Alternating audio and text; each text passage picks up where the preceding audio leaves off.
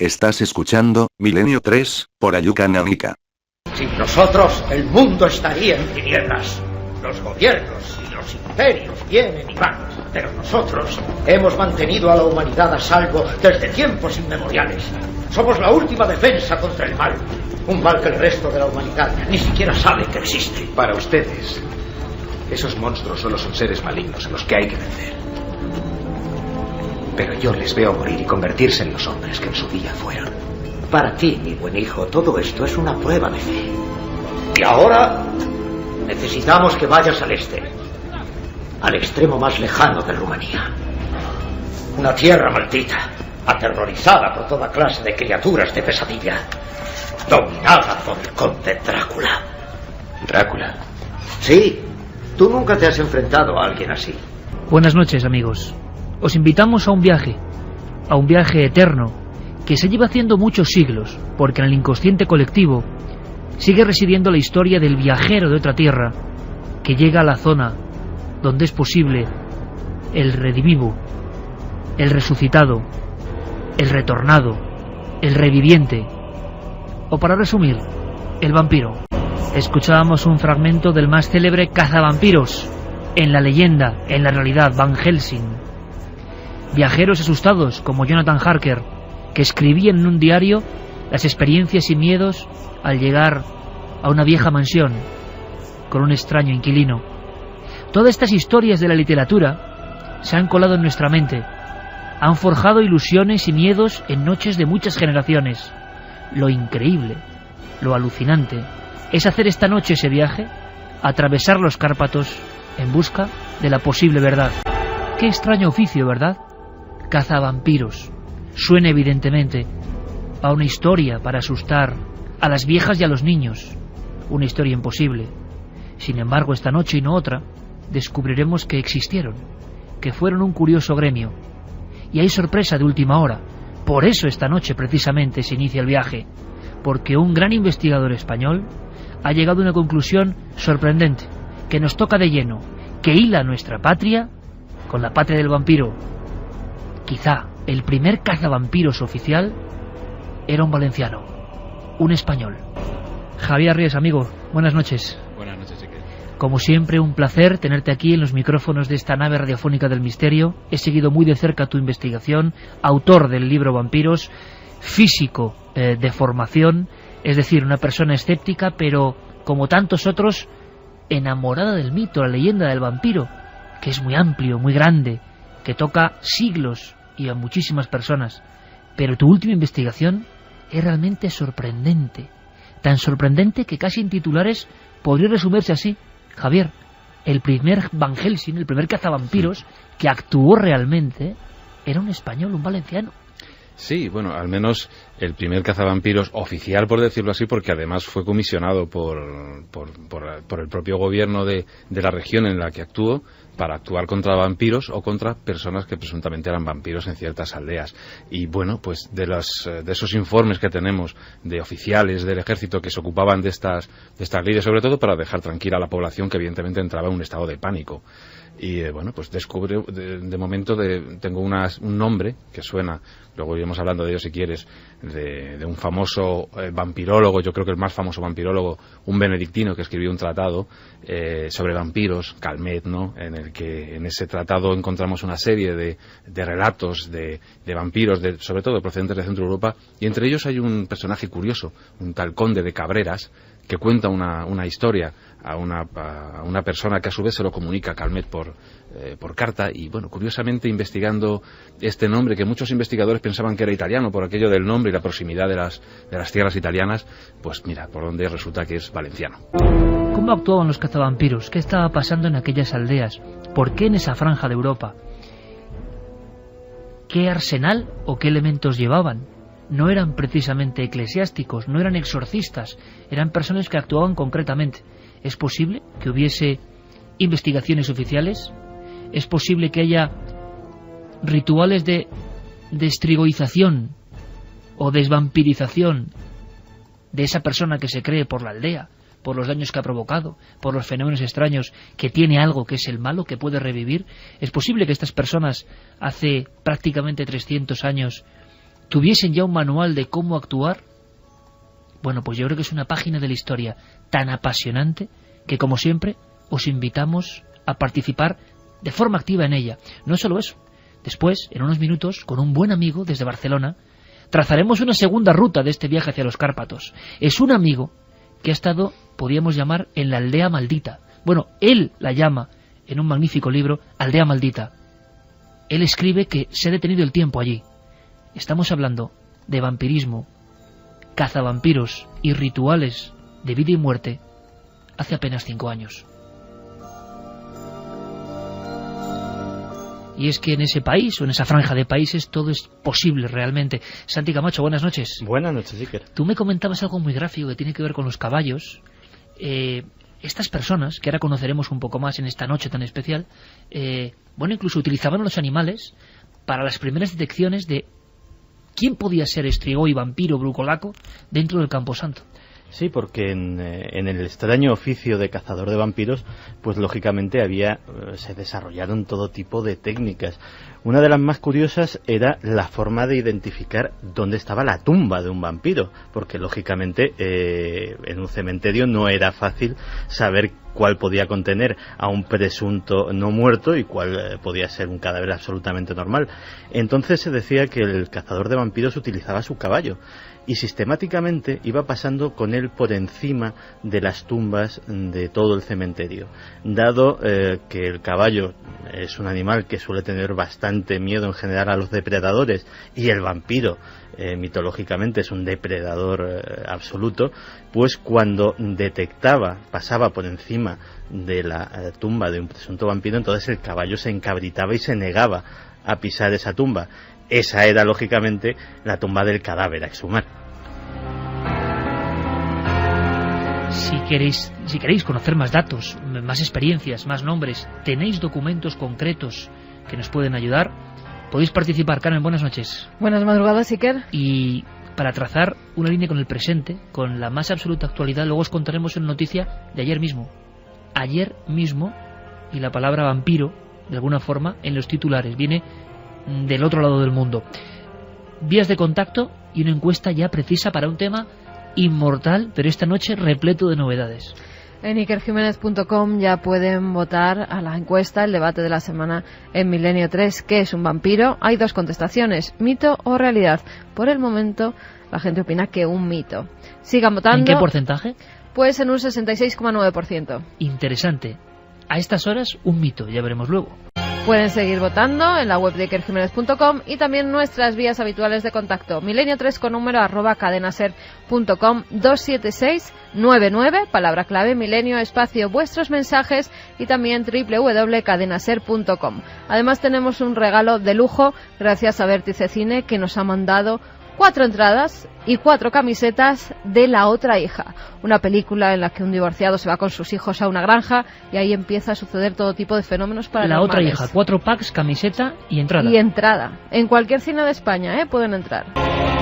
Pues estos ecos musicales también nos retrotraen a historias de la historia que parecen pasadas, añejas y que siguen teniendo increíbles novedades. Por ejemplo, Javier Arrés empieza a investigar. Empieza a investigar, Javier, porque el caso que describe este conde de Cabreras, que quizá el primer cazavampiros oficial, es estremecedor. Cuéntanos cuenta la audiencia realmente. Nosotros ya lo conocemos, pero es increíble. Ese caso es una extraña ceremonia, una comida, y pasa algo. Sí, bueno, hay que tener un poco, para enmarcar un poco la cosa, fijaros que estos territorios, son 3 territorios los que están implicados, que son norte de Serbia, Banato de Timisoara y la pequeña Valaquia. Estas 2 últimas son regiones en la frontera de Rumanía, ¿no? O sea, no se puede estar ya en pleno corazón de la Europa vampírica, por decirlo así. Y eran territorios que habían sido recientemente conquistados a los turcos después de una lucha, entonces bastante feroz, por cierto, en el que hubo bajas por ambas partes, sobre todo por el lado turco, que recibió una derrota pues brutal. Aquellas tierras estaban completamente desoladas prácticamente. La guerra las había dejado absolutamente vacías. Y los nuevos poseedores de esas tierras, que eran los austriacos, pues decidieron colonizarlas con gentes que ya estaban por allí, los pocos que quedaban por allí, y con gentes que venían del lado turco y que eran cristianos y que preferían pasarse a ese lado cristiano. De ahí nació una población de lo más curioso, los haiduks. ¿no? Que son unos colonos bastante peculiares, porque todo este territorio ya no depende de forma civil de Viena, sino que tiene una organización absolutamente castrense, militar. Los regimientos están un poco acantonados en diversas localidades de la región y son un poco los encargados, con sus oficiales, de manejar todo el territorio. E incluso los paisanos que están allí, estos haiduks, trabajando un poco la tierra, son milicianos, es decir, están allí defendiendo la tierra por si los turcos atraviesan la frontera haciendo alguna incursión para poder defenderse. Es decir, en tiempo de paz están labrando su tierra en pequeños poblados y cuando es necesario toman las armas y se incorporan al servicio activo, siempre bajo las órdenes de los austríacos. Lo curioso es que estas gentes traen pues todo tipo de tradiciones, de mitos con ellos, que en muchos casos asombran sobre todo a los ejércitos de procedencia alemana, que se encuentran allí con una serie de casos que realmente les dejan espeluznados, ¿no? Y tenemos el caso de un soldado. Esto nos lo narra Calmet, del que hablábamos antes, que en 1751, una segunda edición que hizo de su famoso tratado, pues nos relata que él recibe una carta en la que alguien habla con este conde de Cabreras que mencionábamos antes y le relata que un soldado de su compañía, pues alojado en casa de uno de estos haiduk, ¿no? Posiblemente un haiduk potentado, porque suponemos que como tiene invitados tenía posibles, por decirlo así. Bien, pues este hombre, sentado a la mesa para comer con su anfitrión y con los invitados, estaban departiendo tranquilamente cuando de repente entra un invitado no esperado, por decirlo así, por la puerta, y él observa con extrañeza que todos los que le rodean pues se quedan espantados, blancos, pálidos, y sobre todo el que más pálido se encuentra es su anfitrión, ¿no? Nadie dice una palabra, todos comen, allí nadie dice nada. Él se supone que desaparece y al día siguiente se encuentra con que le dicen que su anfitrión ha muerto, y al preguntar que cómo es eso, pues le dicen que es que la persona que ayer se sentó a su mesa era su padre, que había sido muerto y enterrado hacía 10 años. Aquí tenemos la extraña historia, aunque repetida en documentos, de un retornado, lo que sería alguien que vuelve de la tumba en la creencia popular. Al tener constancia de este caso, comienza una investigación oficial de ese cazavampiros que tú descubres que es, pues un español, un valenciano. Claro, pues este soldado, que seguramente pertenecía a la misma compañía que nuestro conde de Cabreras, pues asombrado, y después de preguntar en la aldea, cuando ve a sus oficiales generales de su regimiento, les comenta el caso y lo extraño del asunto. Tanto es así, tanto intriga a los oficiales, que deciden mandar a un comisario para investigar los hechos. Este comisario es nuestro conde de Cabreras, que es el que se supone que narra los hechos a la persona que a su vez se los comenta a Calmet por carta, y pues él se presenta allí con órdenes de sus oficiales, acompañado de otros oficiales, acompañado de cirujanos médicos y con una persona alega experta en leyes, pues para tomar nota un poco de lo que allí ocurre. Y nada, llega allí, pregunta y le contestan lo mismo que le han dicho al soldado. Un poco le confirman la historia que el soldado le había contado previamente. Este conde de Cabreras, identifican perfectamente que la persona que se sentó a la mesa había sido enterrada 10 años antes. Efectivamente, que era el padre del anfitrión de este soldado, que al ver a entrar a su padre se sabía muerto, porque era una tradición que incluso podemos encontrar en las islas griegas, ¿no? Que cuando viene un no muerto y se sienta a su mesa, solamente con mirarte, con pronunciar tu nombre, sabe que estás finiquitado, por decirlo así. Pues este hombre no solamente investiga a la gente de la casa, pregunta por el pueblo, es decir, trata un poco de ver todo tipo de posibilidades a la historia que le han contado. Todo el mundo le confirma lo mismo, que sí, que la persona que habían visto, según los comensales, era el padre, y esa persona que había muerto, él investiga, el padre efectivamente había sido enterrado hacía 10 años, y por lo tanto el siguiente paso que da es ir a comprobar si realmente ese no muerto está, como dicen esas gentes de ese lugar, incorrupto en su tumba. Abren la tumba, acompañado de los haiduks del local, y la sorpresa de todos es que, según aparece en el testimonio de esta gente, pues el cuerpo aparece incorrupto y mostrando los signos típicos de un vampiro, con todos los ojos, boca, digamos todos los orificios del cuerpo echando sangre, y evidentemente pues el miedo se apodera de ellos y toman la decisión, que Ya veremos. Es momento, Javier, del ritual. Exacto. ¿Qué ocurre? Pues en este caso, el conde de Cabreras, que es militar, no lo olvidemos, y evidentemente seguramente una persona muy pragmática y que pues está al mando de una división y lo único que quiere es evidentemente que esa compañía de haiduks, que para él son muy supersticiosos, quede tranquila, pues me imagino que lo que hace es preguntar a los propios haiduks cuál debe ser el remedio a tomar, y aprende la primera lección de un cazavampiros. Una de ellas es cortarle la cabeza al supuesto vampiro. Así proceden. Le cortan la cabeza y vuelven a enterrarlo. La sorpresa viene cuando resulta que no es el único vampiro. Cuando seguramente, posiblemente en alguna localidad cercana, le dicen que hay más casos y se encuentra con otros casos más. Y la cosa continúa. Y ahí tenemos a un personaje histórico, el conde de Cabreras, valenciano, enrolado en el mundo militar de esa Europa convulsa del Este, como investigador del mundo del vampirismo y teniendo que atajar lo que muy bien, como siempre contaba nuestro querido amigo Javier Arries, el miedo, el pánico, la sensación de que actúan sombras no solo de la mente sino físicas, personas concretas de carne y hueso están haciendo algo, y este hombre empieza también con su proceder, imagino acompañado de muchas personas, las más valerosas del pueblo, empieza a hacer cosas que hoy nos pueden parecer increíbles, pero que se ejecutaron allí. Sí, se ejecutaron y que luego serían repetidas y que forman, pues digamos que los grandes casos de la vampirología. Un modus operandi del cazavampiros. Sí, por aquella zona la verdad es que hubo auténticas epidemias de vampirismo. Es decir, los haiduks en varias localidades se quejaban de que había gente, difuntos que les perseguían y que les mermaban las poblaciones de manera alarmante. Es decir, que en pocas semanas moría mucha gente. Y los oficiales del ejército austriaco se veían obligados a tomar medidas y iban acompañados de otros oficiales, como decíamos antes también de cirujanos y de médicos que pudieran comprobar el estado de los cadáveres de los supuestos vampiros y con gentes de leyes que pudieran también un poco pues hacer un poco de albacear de que eso estaba ocurriendo tal como decían los informes militares. Hay una decapitación como primer término a este difunto revivido según la leyenda y la creencia de sus vecinos, y otros casos donde aparecen incluso los clavos como elemento protector, ¿no? Efectivamente, el segundo caso con el que se encuentra nuestro conde acaba así, con un clavo en la cabeza, y es que le cuentan que hay otro vampiro, un vampiro en este caso que llevaba muerto más de 30 años, fíjate la cantidad de tiempo que afirmaban esta gente que llevaba ya paseando, por decirlo así, este no muerto, y según su testimonio, primero visitó a un hermano suyo,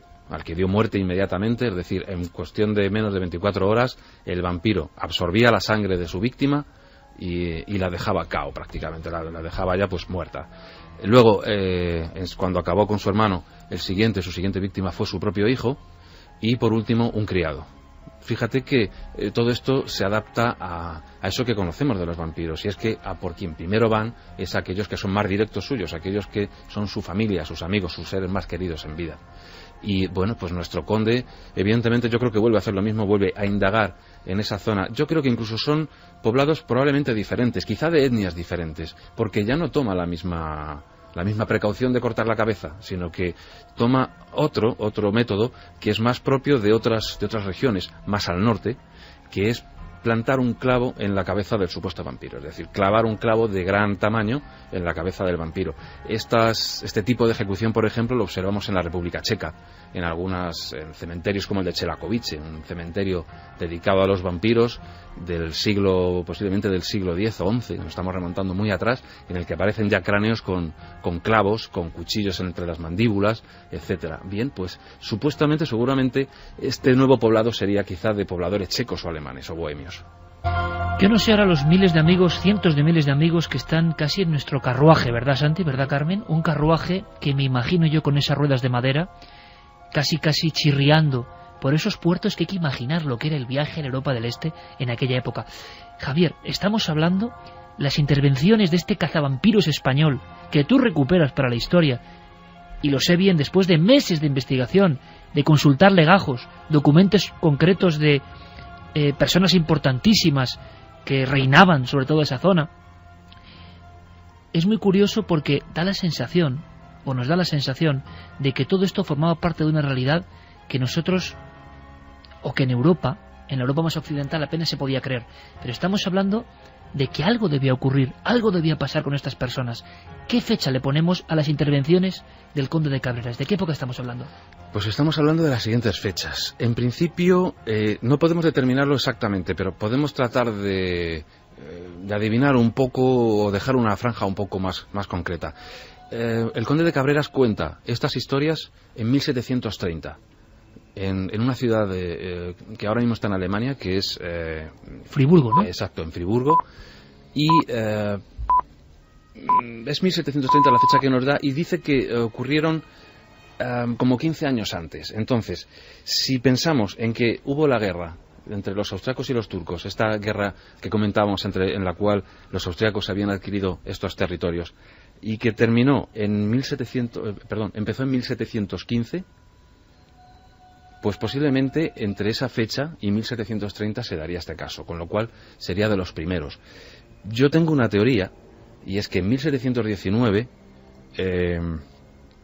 fue cuando fue nombrado conde, el conde de Cabreras, por el emperador, y fue a Viena, seguramente para que el propio emperador le condecorara con este título.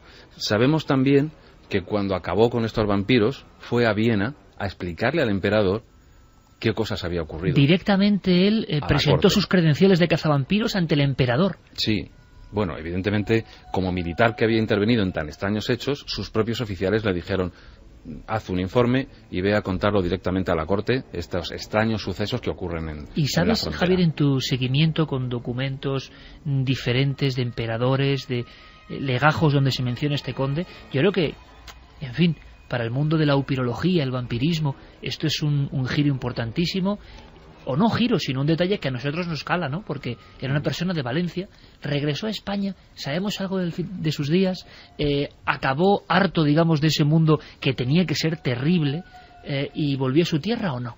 Pues no lo sé, hay mucho que investigar todavía por ahí. De momento hemos dado con el nombre, la procedencia. Sabemos, por ejemplo, que era una persona de complexión fuerte, probablemente muy valerosa, probablemente también con una gran capacidad moral, muy leal, porque era capitán de granaderos, y justamente era una de las características que necesitaba un capitán de granaderos, que se les exigía, y eran observados por los oficiales de campaña para ello y escogidos para ello, que eran moralmente muy fuertes, muy leales, valientes, y sobre todo gente de complexión atlética, porque tenía que correr largas marchas llevando esos sacos con granadas, pues prácticamente granadas de mano para infiltrarse en el territorio enemigo y con todo el valor del mundo echar sus bombas por ahí. Incluso tenemos, por decirlo así, nos podemos hacer una especie de cuadro más o menos físico de cómo era el conde. Juan Gil Cabrera y Perelló. Ese es su nombre. Ni más ni menos. Un hallazgo de un investigador que casi 300 años después, es una unidad de investigación, ¿no?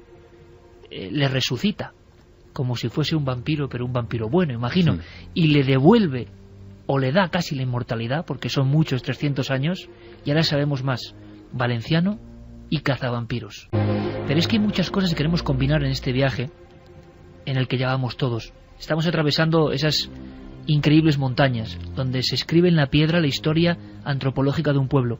¿Por qué en este pueblo? Aunque no solo son ellos, porque en todo el mundo está la figura de la sombra, difunto, el monstruo que chupa tu energía, te mata, viene del otro lado, te puede conducir a él.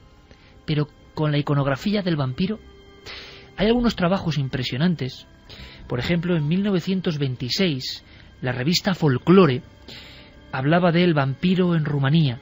Firmaba el trabajo, el ensayo, Agnes Murgozi, y hablaba de cosas que yo creo que produjeron un impacto tremendo. Hace unos 15 años, en la aldea de Amaraste, al norte de Dolj, murió una anciana, madre del campesino Dinu Georgita. Tras unos meses, los hijos de su hijo mayor empezaron a morir, uno tras otro, y luego los de su hijo menor. Presa del miedo, los hijos se decidieron a abrir la tumba por la noche. Cortaron a la mujer en 2 partes y volvieron a enterrarla. Pero las muertes no cesaron. Abrieron la tumba por segunda vez. ¿Y cuál no fue su sorpresa? El cuerpo estaba intacto, sin la más mínima huella de profanación. Tomaron el cadáver, lo llevaron a un bosque y lo depositaron bajo un árbol situado en un lugar apartado. Allí lo cortaron, extrajeron el corazón. De ese corazón manó sangre. Lo cortaron en 4 partes y lo quemaron a fuego junto al carbón. Juntaron las cenizas que, mezcladas con agua, bebieron. Solo entonces cesaron las muertes. Revista de Antropología Folclore, 1926. Quiero que continuemos el viaje. ¿Qué dice el público radio escucha ahora mismo de todo el mundo, que imagino que está atentísimo escuchando a nuestro amigo Javier Arries? Pues mira, Ana Belén desde Cáceres nos decía que existen vampiros es algo irrefutable. No sé si exactamente como los de las novelas, pero siempre ha habido gente que vive de absorber la energía de los demás y otros incluso peores. Alberto nos comentaba valenciano y caza vampiros. Ya sé por qué está el murciélago en muchos emblemas de la comunidad valenciana. Eduardo desde La Coruña, siempre se habla de vampiros en Europa. ¿Sabéis casos en los que los vampiros hayan emigrado a África o Asia? Enhorabuena por el programa. Ahora comentaremos alguno.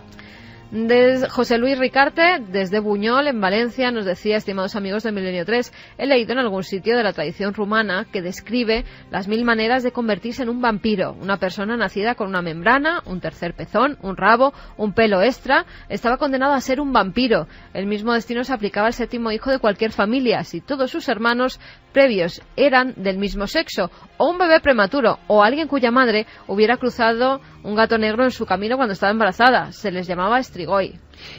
¿Cómo está la encuesta? Vamos a ver, vamos a actualizar esa encuesta. Pueden seguir votando en ikerjimenez.com diciendo que es un vampiro. Mito o realidad. Mito, pero ya ha bajado. 59,1%. En fin, las historias, ¿no?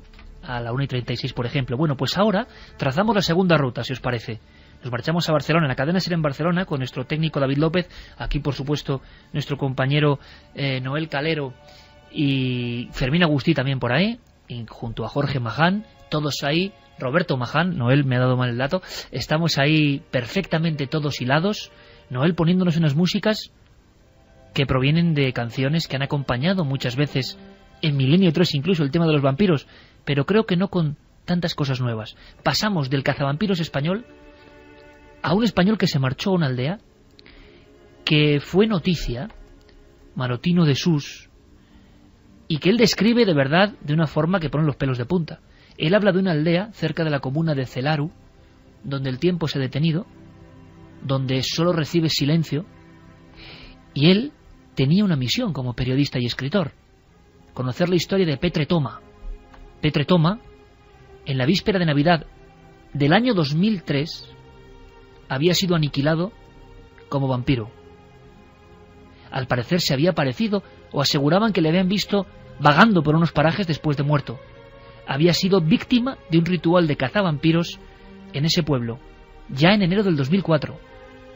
La noticia era tan potente que Álvaro se marchó para allí, y ahora está, como decimos junto a David López, en la cadena SER en Barcelona. Álvaro, buenas noches. Hola, buenas noches. Como siempre, muchísimas gracias por acudir a la llamada de Milenio 3. Yo he vuelto a releer tu Guardianes de la Memoria, tantas veces mencionado aquí como libro ya de culto. ¿Me puedes hacer una foto, Álvaro? ¿Puedes hacer que este viaje continúe con tu Polaroid, digamos? Porque yo no sé si impresiona tanto el caso, que impresiona, como tu descripción de ese lugar, donde, claro, es que uno puede volver a creer en los vampiros. En ese pueblo uno puede volver a creer en vampiros, ¿no, Álvaro? Sí, ciertamente. Esto fue una noticia muy breve que publicó El País en el 2003 que decía que se estaba haciendo un juicio en Rumanía por unas personas que habían profanado una tumba, digamos, y habían hecho toda suerte de perrerías al difunto, digamos, convencidos de que era un vampiro y que tenía que hacerle, arrancarle el corazón y una serie de rituales, ¿no? Entonces, siguiendo esta noticia, pues bueno, yo andaba buscando este tipo de noticias para este libro que has mencionado tú y dije, bueno, me voy para allá, voy a ir a este pueblo a ver qué pasa en este pueblo, que todavía siguen llevando a cabo rituales contra los vampiros. ¿Y qué te encuentras, Álvaro? ¿Cuál es la imagen? Pues realmente, primero me costó muchísimo encontrar el pueblo, ya no en un mapa, sino sobre el terreno. Y realmente me habían dicho, este pueblo es muy difícil de encontrar, está muy escondido, es un pueblo con muy pocos habitantes, muy apartado del exterior, y realmente, digamos, a medida que me iba acercando al lugar y yo iba intuyendo que el pueblo tenía que estar por ahí cerca porque todas las indicaciones marcaban eso, era realmente como decías, bueno, pero ¿dónde diablos está? O sea, yo tengo que estar en el pueblo. Y de pronto, digamos, tirando ya por caminos de cabras, no sé qué, no sé cuántos, aparecía el pueblo prácticamente escondido, que de hecho este pueblo, como tú has dicho antes, está en la comuna de Celaru, que Celaru viene de la palabra celare, que significa escondite. y era un pueblo que en la época de los otomanos, como me comentabais antes, porque en realidad esta zona de la que hablamos es casi la misma zona que la historia, que donde ocurrió la historia que de la que estabais hablando antes. Que es otra casualidad que teníamos ahí guardada, ¿no? En el aspecto de que casi en el mismo marco temporal y el marco geográfico, pero corriendo el calendario de 300 años, pasamos de un cazavampiros español a una persona, un periodista español, buscando otra historia que parece del mismo tiempo, pero es que es el 2004. Álvaro. Exacto, pero es la misma zona y realmente esta población, este pueblecito tan apartado del exterior, digamos, pues bueno, ha conservado ciertas tradiciones y entre ellas ha conservado la creencia en el vampiro, no tanto. El problema de Rumanía es que tienes 200.000 tipos de vampiros. Todas estas aldeas perdidas o todas estas regiones han conservado una tradición oral y en cada pueblo, digamos, el vampiro o el strigoi tiene sus modalidades, por así decirlo. En este caso la historia era que, bueno, ellos lo que creen es que un strigoi es una persona que cuando murió durante los rituales funerarios se cometió algún error durante el ritual y el alma del difunto quedó atrancada en el cuerpo. Es decir, porque, por ejemplo, para que todo el mundo lo entienda, es que, y tú has estado allí viéndolo, en los enterramientos en esa zona o en este pueblo, se hacen cosas como poner una cinta roja atando pies, creo, no sé si manos, exacto, y 4 agujas en el ataúd, por ejemplo. Exacto, ellos, por ejemplo, atan los pies del difunto con una cinta roja y durante 3 días nadie puede tocar esa cinta roja. Y de hecho, los odios vecinales, por así decirlo, hacen que alguna vez pues se haya roto alguna de estas cintas, pues porque el vecino no quiere que el alma de ese difunto vaya al cielo, pues porque lo odiaba en vida, por ejemplo, ¿no? Entonces esa cinta, una vez pasados los 3 días, se quita y ellos entienden que el muerto ya ha quedado liberado de sus pecados y a partir del 3er día, cuando se le quitan las cintas, cuando puede subir al cielo.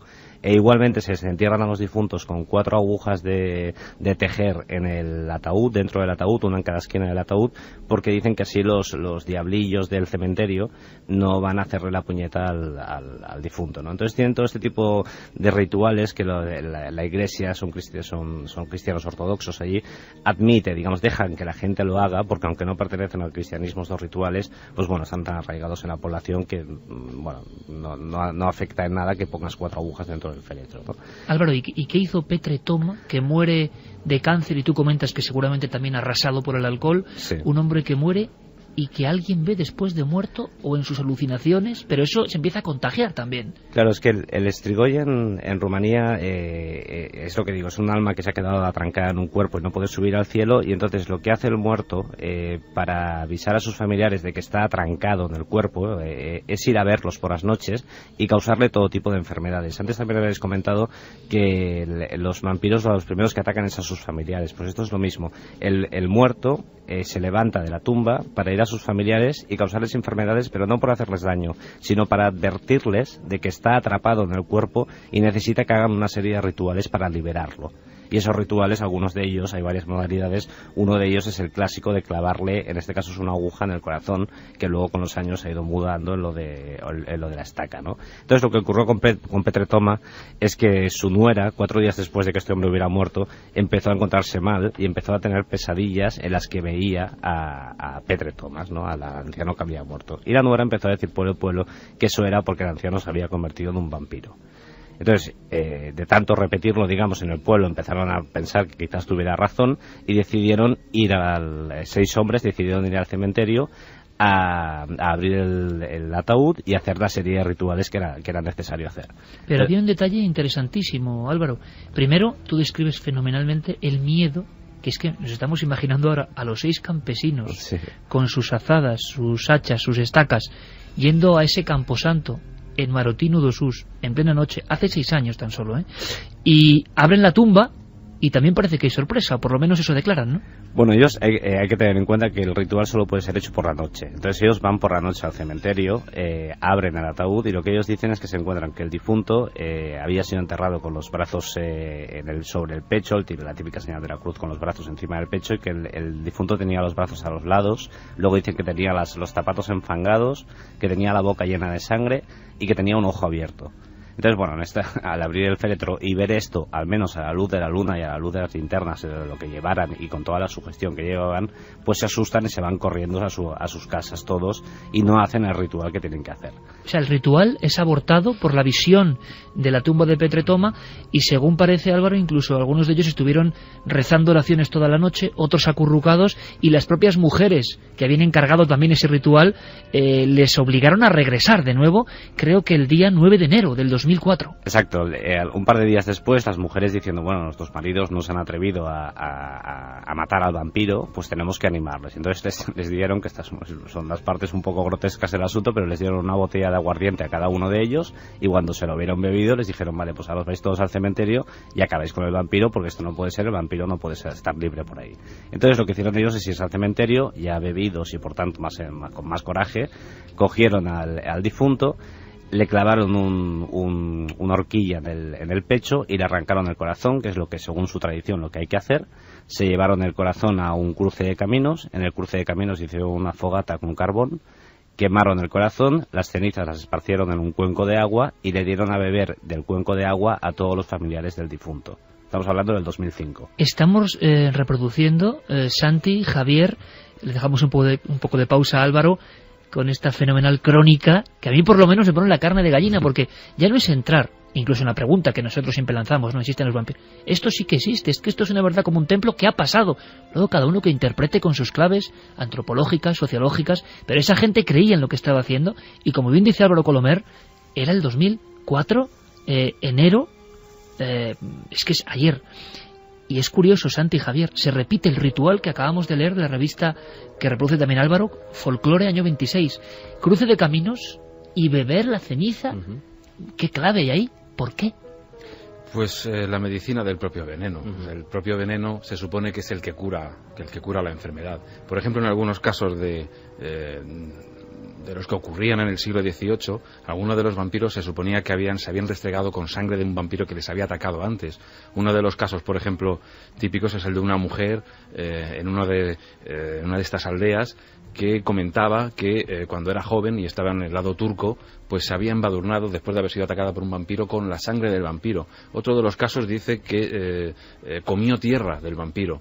Y fíjate que incluso en los Estados Unidos, en pleno siglo, ya prácticamente en pleno siglo XIX, todavía había en algunos sitios, se consumía las cenizas de los corazones de aquellos que habían muerto pensando que eran vampiros para tratar de librar de la enfermedad a aquellos familiares que mostraban los mismos síntomas, que generalmente eran pues tuberculosis. Es que las enfermedades son muy importantes, hay que tener en cuenta que nosotros en la iconografía que tenemos del vampiro siempre nos imaginamos lo mismo, las dos marcas en el cuello, etcétera, etcétera, pero los indicios pueden ser muy diversos cuando entras en el terreno.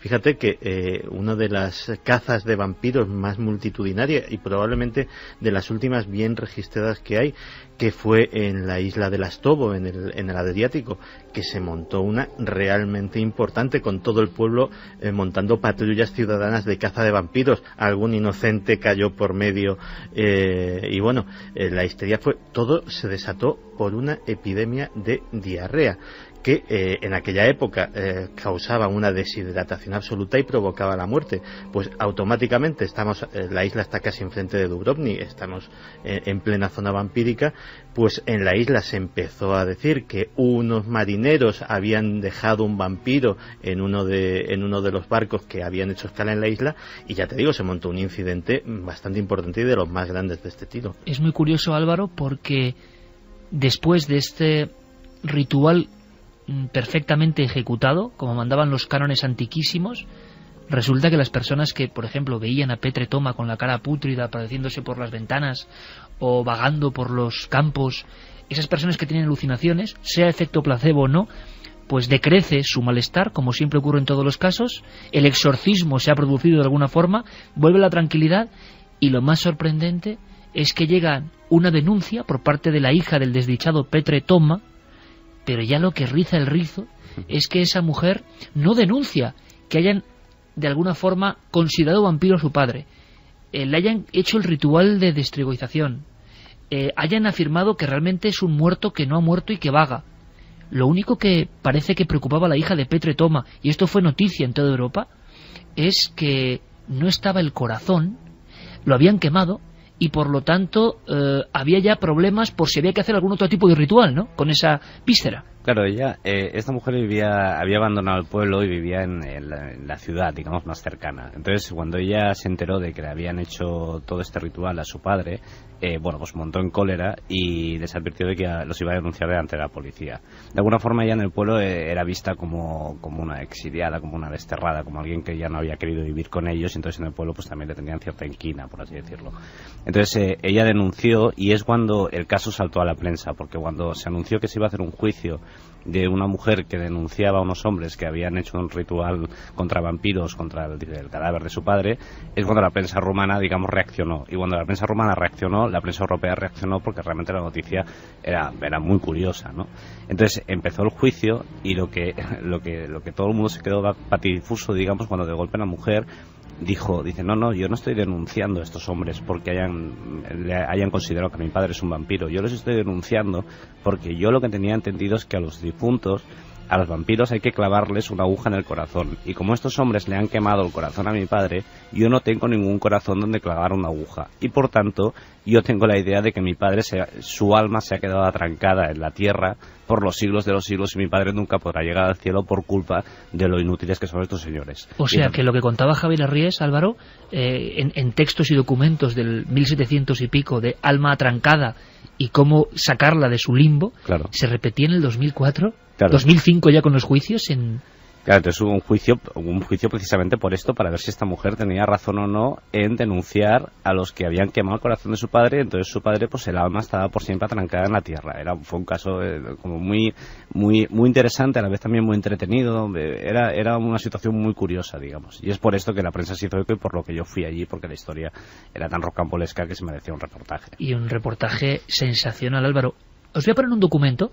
Quiero que Santi, Javier, Carmen, todo el equipo, escuchéis muy atentamente. Es una pequeña, no sorpresa, porque surgió casi de casualidad, y va muy al hilo de lo que está contando Álvaro Colomer y lo que ha contado Javier Arries, y es seguir la senda de ese mito o no mito, poderosísimo, imbricado en el inconsciente colectivo de un pueblo, o de muchos pueblos, que es el que muere y vuelve. Era un compañero técnico en la cadena SER, Pablo Climent, que un día, preparando un programa, empieza a recordarme una historia que él le marcó y le produjo pesadillas. Él salía con una chica que conoció en Bulgaria, pero esa chica de Bulgaria tenía un secreto en la muerte de su abuelo, un secreto de familia que un día le confesó. Cuando Pablo Climent, buscando músicas, como siempre hacemos en las horas previas de Milenio 3, me contó aquella historia, yo, he de confesarlo, me conocéis un poco, le arrastré casi por las solapas, no quería contarlo. Por favor, tienes que contar esto, con una verdad tremenda. Él simplemente cuenta lo que su traumatizada amiga le contaba como estigma de familia. Vamos a escucharlo.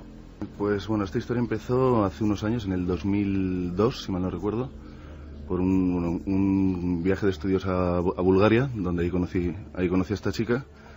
Y bueno, pues en fin, tuvimos una relación, y ella con el tiempo me contó una historia que le había acontecido a ella en el entorno de su familia.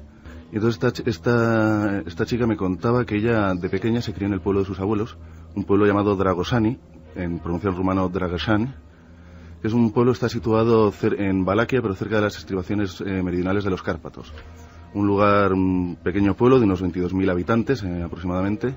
Y cuando ella tenía 6 o 7 años, pues disfrutando de este entorno natural privilegiado, estas zonas boscosas, un paisaje, por lo poco que conozco, un paisaje muy agradable, pues su abuelo falleció cuando ella tenía la edad de 6-7 años, que tenía ella, año 85, 86 más o menos.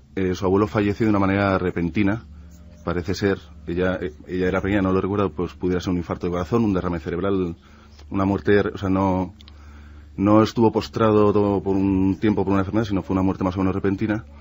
Bueno, pues a raíz de eso se desató un suceso peculiar. Ella recuerda que fue llevada de vuelta a la ciudad por un pariente suyo, por una familia suya, y ella pues estuvo un largo tiempo sin volver allí, pese a que su abuela quedó sola y pues más o menos no desatendida, pero en cierta soledad. Y bueno, ella con el paso del tiempo se enteró, precisamente por la familiar que la llevó de vuelta a la ciudad, que durante el entierro de su abuelo ocurrió un hecho muy peculiar. Consistió en que a su abuelo, antes de enterrarle, durante no sé muy bien si el velatorio o el propio entierro, el funeral, pues por no se sabe muy bien qué motivos, varios vecinos le clavaron una estaca en el corazón. Y por lo visto no una vez sino dos. Estaca de madera en el corazón y por dos ocasiones. En busca de una explicación. Iker Jiménez, Milenio 3. Estás escuchando Milenio 3 por Ayuca Náutica. 1:54, nuestro viaje particular a la Europa del vampiro. Javier, te estabas quedando con una cara año 85, 87, y el abuelo es estacado seguramente como quizá posible remedio anterior para comprobar o que no se entierra vivo a alguien o por alguna sospecha, que es algo peor, ¿no? Claro, evidentemente. Hay las dos cosas ahí. Por un lado, había un miedo desde la Edad Media a ser enterrado vivo, por supuesto. Entonces algunos dejaban la disposición de que les clavaran alguna aguja, por ejemplo, en algún órgano vital, como era cerebro o corazón, para evitar que... que se pudieran despertar, ¿no?, en ese trance horroroso de verte enterrado vivo. Pero evidentemente la tradición más antigua del destacamiento no tiene nada que ver con el miedo a ser enterrado vivo, sino con el miedo de los vivos a que el muerto se levante en vida. Álvaro Colomer, compañero, imagino que nunca olvidarás la diapositiva de no sé cómo fueron las noches en aquel lugar, al margen del caso en sí de Petre Toma, que ya era bastante. El ambiente, todo ese ambiente, si no lo vives, si no lo pisas, si no estás allí con tu libreta tomando notas, no lo puedes creer, ¿no? Esa Rumanía no te la puedes creer hasta que no la sientes. No, además hay un dato muy curioso, es que cuando yo llegué a este pueblo, yo iba con una traductora, pero era una chica muy joven de ahí, de una ciudad cercana, y ella estaba como todo el rato como muy nerviosa, me decía que estos pueblos, que eran pueblos muy cerrados, mejor no meterse y tal. Entonces, pero bueno, llegamos al pueblo y empezamos a atravesar la arteria principal, que en realidad la arteria principal era como un pueblo del oeste, de esos de las películas, de una arteria con casas a los lados y se acababa el pueblo, por así decirlo. Entonces, a medida que íbamos avanzando, nos empezaron a caer petardos a nuestras espaldas. Y bueno, no entendíamos. Yo en un momento dado pensé, no sé si es una bienvenida o es que nos están expulsando, digamos, ¿no? Y entonces al cabo de un rato apareció el alcalde o algo parecido a un alcalde y me dijo, dice, oye, ¿quiénes sois? Porque la gente se está tirando petardos y tal, y esto es cuando no es una señal de lárgate de aquí, no queremos que estés aquí, digamos, ¿no? Entonces, claro, tú llegas a un pueblo y ves que todo el mundo, a la medida que tú avanzas, va tirándote petardos desde las casas, desde las vallas de las casas a tus espaldas. Claro, el ambiente, digamos, era bastante hostil. Y luego, ese nuevo Jonathan Harker llegando allí del otro mundo, ¿no? Exacto. A hacer una transacción, en este caso periodística. Claro, encima vas a explicar, vas a hablar del tema del Strigoi. Vas a tocar el tabú, ¿no? Claro, vas a tocar el tabú y bueno, digamos, me costó bastante. Al final ya llegó un momento, pues bueno, ya les caí en gracia y ya pues me ayudaron y no hubo problema. Pero los primeros días, las primeras horas, sobre todo, llegar a aquel lugar perdido del mundo y que todo el mundo se te ponga hostil tirándote petardos, digamos, pues la verdad es que lo pasé bastante mal. Una cosa más, Álvaro, ¿y cómo era el Camposanto? Hemos visto algunas fotos, algunas imágenes difusas, pero ¿cómo era el lugar donde fue exorcizado este Strigoi, supuesto Strigoi Petre Toma? Imposible llegar. O sea, intenté ir al Camposanto 2 veces y me salían al paso y me decían que ni se me ocurriera traer al Camposanto, que yo no era bienvenido al Camposanto. Entonces no llegué a entrar al Camposanto. O sea, mantenían su tradición. Sí. Lejana de extranjeros. Sí. Vaya historia. Es Álvaro Colomer, yo creo que una firma de reconocido prestigio en el mundo literario, en el mundo periodístico, pero que de vez en cuando disfrutamos de él en temas como Chernóbil o esta investigación absolutamente increíble y tantas otras que espero que continúen y que siempre tendrán, si él lo desea, altavoz aquí en nuestros programas. Un fortísimo abrazo, compañero. A vosotros y gracias otra vez.